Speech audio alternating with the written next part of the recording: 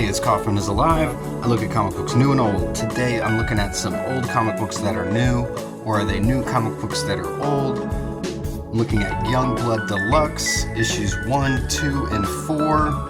Now I've already done reviews of Youngblood number 1, and also the new Youngblood number 1 that just came out by Rob Liefeld as well. Don't get those two confused. The one that just came out on his website, and it's going to be released in comic book shops in a couple months, is a new comic book. It's a new reboot of Youngblood. This is a reprint of the original Youngblood comic. Actually, it's not a exact reprint of this original Youngblood number 1 here that I have. You can compare the two covers here. But this is actually reprinting this Youngblood hardcover collection, where Joe Casey came in and kind of rescripted the first 5 issues of Youngblood, restructured some of the pages, made the narrative make a little more sense, made the story a little bit more compelling. So that's what this Youngblood Deluxe is. And I was able to find these foil variant covers as well, which is awesome. I didn't find the 3rd issue, though. And I picked these up at my local half-price bookshop. I actually picked these up for $2 each, so I got all 3 for the cover price of just 1. And when this came out, I told myself, even though it was something I really wanted, they looked really cool, I was going to wait to see if I could find them on discount. So thankfully I was able to find them in the discount bin. I'm just missing issue 3. I'm definitely going to try and hunt down that foil. But I've already covered Youngblood number 1. So if you kind of want my thoughts on that issue, go check that review out. And I also looked at that Youngblood hardcover in that same video. But Rob Liefeld, definitely one of the most outspoken, if not the most outspoken comic book creator, through his podcast and on his Twitter account. He certainly lets his opinions be known, and he's not one to shy away from letting people know what he thinks about anything. So you can even love him or hate him for that, pretty much. But these reprints are pretty awesome. They're on nice glossy paper here. They've been recolored, remastered. The colors pop pretty great off the page here.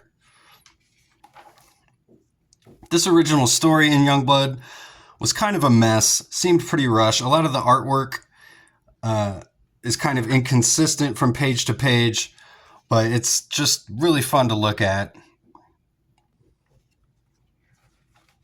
See if there's any extras in here. There's an awesome page. This is one of the best pages in the first issue here. Very Eric Larson-esque drawing there. Great double splash page of the main Youngblood team there. I really like some of these pages here at the end, though, with this sci-fi guy who just melts the brain of this Hassan Hussein character, who's like a stand-in for Saddam Hussein.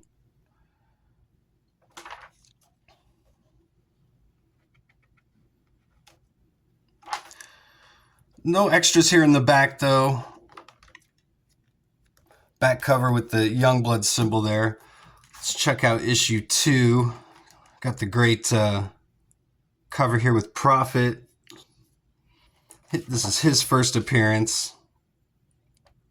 Again, we got Rob Liefeld, creator, story art, Joe Casey script, Matt Yackey's doing the colors, Russ Wooten doing the letters, which is a name I come across in a lot of comic books I've read. He's a pretty good letterer, if that's something you pick up on or notice, but he always does a great job putting in great sound effects and just doing great lettering that's easy to read.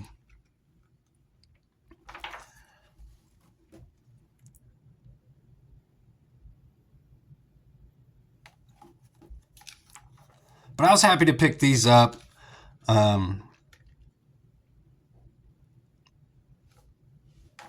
I've got some viewer comments I'm going to read here from my Youngblood 2025 #1 review. There's some interesting comments here, I felt like. First one I got is from Jaro4742. He says, have you done a review of Last Blood? And that was a series that Rob Liefeld was putting out exclusively on his website before he got the rights back to Youngblood. It seemed like he was trying to tie up all of his Extreme Studios characters. So he created Last Blood, and then he got the rights back to Youngblood, so he's totally rebooted that and is doing that again. But I have not reviewed Last Blood or picked up any of those issues. I've never seen them in like any discount bins or out in the wild or anything. I think the only way you can pick them up is at Rob Liefeld's shop or on eBay. So we do get a letter here from Rob Liefeld in the back of this issue #2. I think I'll go ahead and read some of this here, see if there's anything interesting.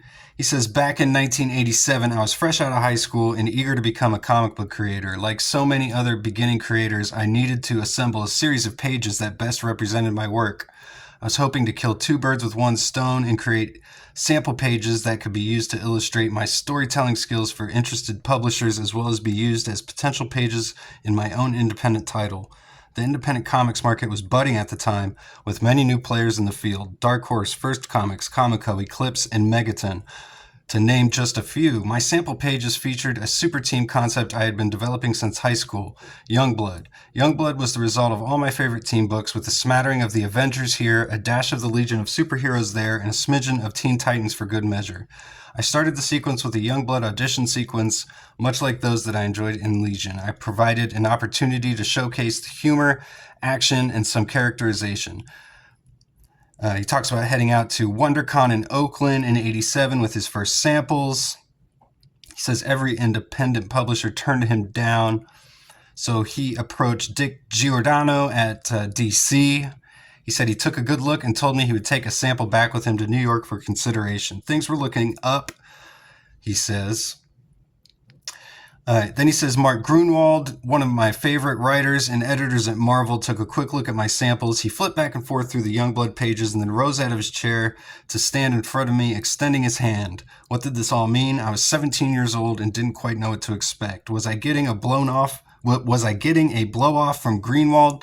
Hardly. Turns out he was extending me the official Marvel handshake and told me I was hired, and he'd like me to draw some stories for their solo Avengers title. Whoa, I was stunned. My dream had come true. I was going to draw comics for a living. I've never, ever forgotten that day or that feeling. It was a special moment as they come in life, and Youngblood has been the catalyst.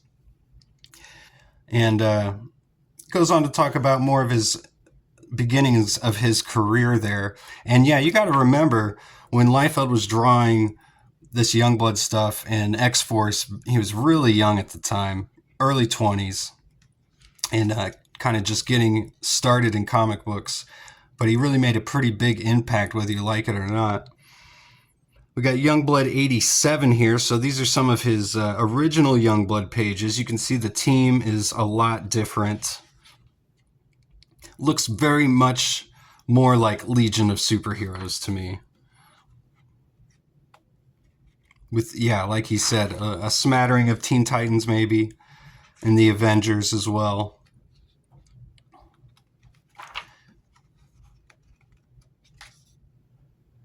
So we get his first Youngblood comic here. It's fun to see this stuff. It's not the best work for sure, but beats some of the stuff you see in Marvel and DC today, though. I'd take it over some of it. Check out issue 4 here. I love this foil cover on this one. This just looks awesome. With the green speed lines in the background. Looks almost emerald. Looks really good. We got Dan Miki doing inks on this issue. So a different inker on this one.